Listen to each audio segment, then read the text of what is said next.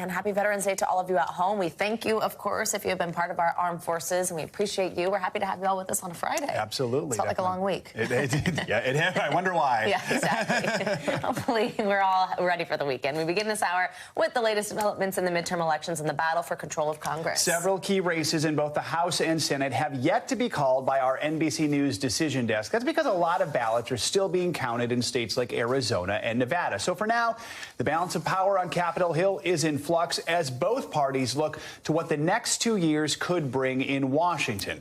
Well, that uncertainty persists. President Biden is forging ahead with his foreign policy agenda. He's preparing for a week of high-profile summits and meetings with world leaders in Egypt and Southeast Asia. We have full team coverage ahead this morning. NBC News correspondent Josh Letterman is in Cambodia ahead of President Biden's visit there. NBC News correspondent Aaron McLaughlin has the latest from the vote count in Arizona, but we're going to begin with NBC News Capitol Hill correspondent Ryan Nobles and the balance of power on Capitol Hill. Ryan, good morning. So let's start with this NBC News report that gets into some of the potential roadblocks that Congressman Kevin McCarthy is facing as he tries to become the next Speaker of the House. That's assuming the GOP gets control. So walk us through what challenges he might face, especially if there is a very slim majority. Yeah, Joe, you mentioned the first challenge, right? And that is whether or not Republicans will even control the House of Representatives. That's still very much in doubt, although they do seem to have the inside track. But even if they do win the majority, there is no doubt that it's going to be a very slim majority, maybe 5 to 10 seats at most that Kevin McCarthy will have on his side of the ledger. And that means that the very powerful House Freedom Caucus, which is closely aligned with the former President Donald Trump, the hard right members of the Republican Party in the House, will have an outsized influence over the decisions that are made in Congress, particularly that first important decision as to who is the Speaker of the House. And already yesterday, many members of that House Freedom Caucus that were huddling in Washington yesterday were saying that Kevin McCarthy doesn't have their vote. So the first challenge he has is to win them over so that he has enough votes to be Speaker. But then, even if he's successful in that space, he's going to have to deal with the Freedom Caucus every single time there is any sort of legislation that conservatives may be uncomfortable with. That could be things like funding for Ukraine, just the funding of the government in general, and things like raising the debt ceiling, which conservatives have always had a real problem with. So even if Kevin McCarthy is successful in winning a majority, even if he's successful in becoming the next Speaker, he is going to have a very difficult time corralling all these different factions within the Republican Party should Republicans take control of the House. And Ryan, speaking of those who are aligned with former President Trump, let's talk about one of the tighter House races still has not been called. It's in Colorado. It's a battle between incumbent Republican Lauren Boebert and Democratic challenger Adam Frisch. How surprising is it to see this close of a race there in such a conservative district? I mean, I think everybody is surprised. This is not a race that anyone had on the map as a race that could potentially flip. This is a solidly red district. Boebert won this district 2 years ago, I should say, by about 4 points, but a significant amount of votes. But when you actually kind of peel back everything that we saw on Tuesday night, it actually isn't as surprising. The first being that even though Kevin Frisch, the challenger to Lauren Boebert, wasn't considered a high-profile potential challenger, he did raise millions of dollars, in part because Lauren Boebert is such a controversial national figure. So he raised money from all over the country. So that allowed him to flood the airwaves with ads targeting Boebert. And then also there are liberal and left-leaning factions of that district. Even though it is a large rural swath of Colorado, it does include areas like Aspen and places like that where you have more left-leaning voters. And then also when you take into account that the top of the ticket in Colorado performed very well for Democrats, the incumbent governor, Jared Polis, the incumbent senator, Michael Bennet, both won easily. Boebert's blaming the Republicans in her state for not mounting a strong enough challenge at the top of the ticket. Now, she currently leads with votes still being counted. She has the inside track. There's a possibility, though, that this goes to a runoff, and it could be one of these seats that we're watching to see whether or not Republicans or Democrats control the House in the coming year. Ryan, let's quickly look to the Senate. They're still counting ballots in Arizona and Nevada, so we won't know what's going to happen there yet. If the Democrats win one, well, then they need to win that Georgia runoff. If they win both, then they have locked up the majority without Georgia. So how would either of those scenarios really change the dynamic of that December runoff now between Raphael Warnock and Herschel Walker? Well, if the Democrats don't need Georgia, it changes the dynamics in a very big way. They, of course, will want to win it under any circumstances. It's better to have more votes than not enough. But if they have the 50 votes they're looking for, that gives them the control of the Senate that they're looking for. It allows Senate Majority Leader Chuck Schumer to still be in charge of the Senate. It allows him to dictate all the different ways that legislation moves through that body. Still, regardless, even if it is not like it was 2 years ago where it decides who ultimately controls the Senate, it's still going to be important. You're going to still see millions of dollars flow into Georgia in the last few weeks before the runoff in early December. All eyes will be in Georgia once again. It just is not going to have the same level of influence that it would have had 2 years ago if Democrats are successful in both Nevada and Arizona. And Joe, right now, those are still two big ifs at this point. And that runoff just 3.5 weeks away. All right, Ryan, thanks so much. Appreciate it. Now let's bring in NBC News correspondent Aaron McLaughlin in Arizona, where two big races are still up in the air. This is one of the reasons that we still don't know control of Congress. Aaron, good morning. Thanks for being up early there for us. So the Senate and governor's races still too early to call, with ballots still being counted there. What is the latest in these contests? Yeah, that's right, Savannah. There are an estimated just over 520,000 votes outstanding here in Arizona. When you look at the Senate race, Mark Kelly has a 115,000 vote lead over his opponent, Blake Masters. Katie Hobbs has the slightest of leads, 27,000 votes over Republican candidate Carrie Lake. Now, that all can change. Here in Maricopa County, all eyes are on a particular set of ballots, 290,000 of them estimated. Those are mail-in ballots that folks filled out and dropped off in person at voting centers on Election Day. We understand they're still working their way through those ballots. We expect those results to start trickling in later this evening. And the reason why that set is so significant is that, historically speaking, when you look back to 2018, Kyrsten Sinema, those votes propelled her to victory. In 2020, those votes leaned toward President Trump, helping boost his totals here in Arizona. So the Republicans in particular are really counting on those votes to move in their direction. Blake Masters just yesterday tweeting as much, saying, quote, "We are seeing the last few big pro-Dem drops. Soon they'll run out, and then there are hundreds of thousands of pro-Republican ballots to count. We will overtake them and win." Must be noted, though, that Mark Kelly and Katie Hobbs, their campaigns also expressing confidence at this point. Aaron, let's talk about why it's taking so long to get these vote counts. For someone who's watching at home and wondering, why is this taking so long? There's also starting to be, some language out there as if this is purposeful, that it's being slow-rolled. Walk us through what it is that's taking this time.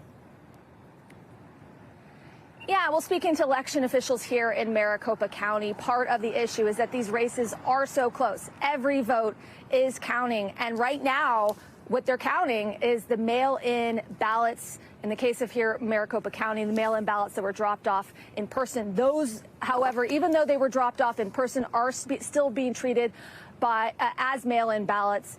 What you need to do a mail-in ballot is you need to sign the envelope. And when they're going through these ballots, they essentially need to take a look at the signature. And someone who's been trained, there's an FBI training course, 2 days long.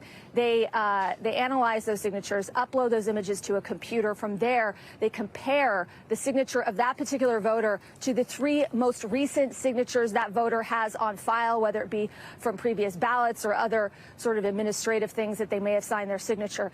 If there is a discrepancy in those signatures, then that ballot is moved over to a manager, where a manager then has access to all of the records of that voter's signature on file for that comparison. If there's still a discrepancy, that's when they move it to a curing team, and the curing team then tries to reach out and talk to that voter in person. That is a lengthy process. They need to do that for 290,000 of those mail-up ballots here in Maricopa that were dropped off in person. So, that's why election officials say this is taking a while. Yeah, but I think talking through it there, having that transparency and explaining that process helps so much. Aaron McLaughlin, thank you so much. President Biden is gearing up for a series of high-stakes meetings on the world stage. Over the next few days, the president will visit Cambodia for a summit with leaders from Southeast Asia. After that, it's on to Indonesia for the G20 meeting and face-to-face talks with China's President Xi Jinping. But before all that, the president is in Egypt today for the COP27 climate conference. Busy schedule. Here to walk us through some busy days for the president is NBC News correspondent Josh Letterman. So, Josh, let's kick things off with that climate conference today. We know the president's going to meet with Egypt's leader leader before delivering a speech at the event. So what is President Biden expected to say? And with control of Congress still uncertain, how much could that jeopardize his climate agenda? Well, his climate agenda is certainly in less jeopardy than it would have been, Joe, if Republicans had had the sweep in the midterms that many were anticipating. And while Republicans have signaled that they want to repeal the president's signature Inflation Reduction Act, that is looking less and less likely, given the fact that Republicans are not likely to enjoy a massive, overwhelming majority in Congress, which means the president is going to be able to tout the some $370 billion in climate investments that are part of that legislation, the largest piece of climate legislation ever. The Biden administration also announcing today, while these leaders are in Sharm el-Sheikh, that they are going to be toughening their proposed regulations for methane, requiring that all of the oil and gas wells in the country, not just some, be monitored regularly for leaks, and requiring oil and gas companies to fix those leaks if they are found. But really, the tension point that we are anticipating is over money, because a lot of these countries, especially the developing countries like Pakistan that saw a third of its territory flooded in part due to climate change this year, they want countries like the U.S. to pay up, essentially reparations, to reimburse them for their losses and damage already from climate change. The U.S. reluctant to enter into that kind of an arrangement. So we'll have to see how that discussion plays out. It is on the agenda for these talks. So after the climate conference, Josh, then the president heads to where you are, Cambodia, for a summit with leaders from Southeast Asia. What's on the agenda there? Right. Well, it's all about China, right? This is an opportunity for President Biden to try to reassert the U.S. commitment to the Southeast Asian region, as many of the countries that are part of ASEAN are very concerned, particularly about China's actions in the South China Sea. And this will be an effort to try to really create a counterweight to China's influence in the region. But while President Biden is here in Cambodia, he's also going to have an opportunity to sit down with U.S. treaty allies, South Korea and Japan. That conversation obviously likely to focus on North Korea and the recent provocations we've seen from Pyongyang. Important conversation, especially over what's happened in the last few weeks. Josh, after Cambodia, the president then hops over to Indonesia. That's where the G20 is happening, that big meeting with President Xi. What are they expected to discuss?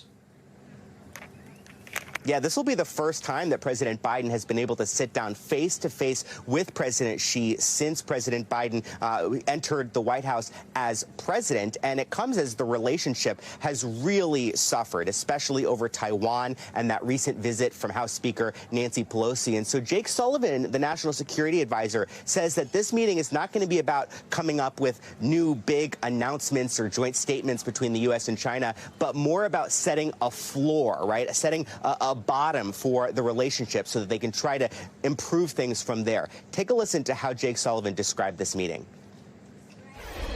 President Biden has made it a priority to keep lines of communication open with President Xi, to responsibly manage the competition between our two countries. The meeting between President Biden and President Xi will be an in-depth and substantive opportunity to better understand one another's priorities and intentions, to address differences, and to identify areas where we can work together. This will also obviously be a chance to talk with China about Russia's war in Ukraine. China, one of the most important allies for Russia. But Jake Sullivan, the national security advisor, actually credited China with not embarking on some massive campaign to undercut U.S. sanctions on Russia. He pointed out that the Chinese have not been selling arms to the Russians to be using in Ukraine. But this will obviously be another opportunity for the U.S. to try to press China to do even more to increase the pressure on President Putin to end the war. And Josh, here at home, a Texas judge has blocked the president's student loan debt relief plan very quickly. What should we know about that? Yeah, well, the judge essentially called it a process foul, said the administration didn't do what they needed to do before enacting that. The White House says they are going to appeal. They say they're confident they'll ultimately succeed in court. And they say there are 26 million Americans who have already applied for that student debt relief. The U.S. is going to keep their information on file so that they can quickly process that debt relief if and when this makes its way through the courts. All right, Josh Letterman covering every square inch of the planet for us this morning. Josh, thank you. And now let's head to Florida, where people are picking up the pieces once again this morning after Nicole slammed into the state's east coast yesterday. The deadly storm made landfall as a Category 1 hurricane with heavy rains, damaging winds, and storm surges that wiped out beaches. NBC News senior national correspondent Carrie Sanders joins us now. You may remember seeing Carrie in quite a dramatic location yesterday as that tide was eroding some of the road there. Carrie, this is a rare November storm. It obviously left behind some extensive damage. Tell us the latest where you are. Yeah, I mean, it is just really devastating, and the catastrophe that unfolded here was truly unexpected because it was a Category 1. Yeah, hurricanes can be powerful, but you had a combination of the hurricane, a Category 1, that followed 6 weeks after Hurricane Ian. And along the beach here, there would normally have been some sand dunes to absorb some of that rising storm surge. But Ian stole those away, and so it left it wide open for this Category 1 to come in, and you can see the damage. I mean, it looks like a California cliff, but this is just the sand that went out to the ocean here that the houses were built on their foundation. And so the damage that you're seeing here, at least 40 homes in this area, up to 22 condos and hotels that are showing structural damage and will require building inspectors as well as engineers today to determine whether they can be re-inhabited. At this point, it looks like there are at least 7 of those buildings that will have to come down. Savannah? So, Carrie, with those potential foundation issues and the buildings being compromised, do we have any idea the cost of the damage that you're talking about, or what ultimately happens if these buildings have been compromised? Yeah, I mean, we're talking obviously hundreds of millions of dollars if you add in the fact that the economy here also relies on the beach. There's an insurance crisis already in the state of Florida. The most expensive insurance in the country is right here in state. And so there are all types of questions. And, you know, ever since the building collapse in Surfside, there's been a lot more attention on saying whether a building can be inhabited or not. And that's why they're talking about those 20-plus buildings right now that are uninhabitable. You know, when you just take the cost of Ian, getting back to your question, the cost of Ian just in Volusia County, which is where I am, was $350 million. And now comes the cost associated with Nicole. When you think about 20 uninhabitable buildings, you think about all the families that live in them that are going to have to pick up their pieces somewhere else. Carrie Sanders, thank you so much. Stay safe. And we do want to get a check on your morning news now, weather. Yeah, which means Michelle Grossman joins us with the latest. Hey, Michelle.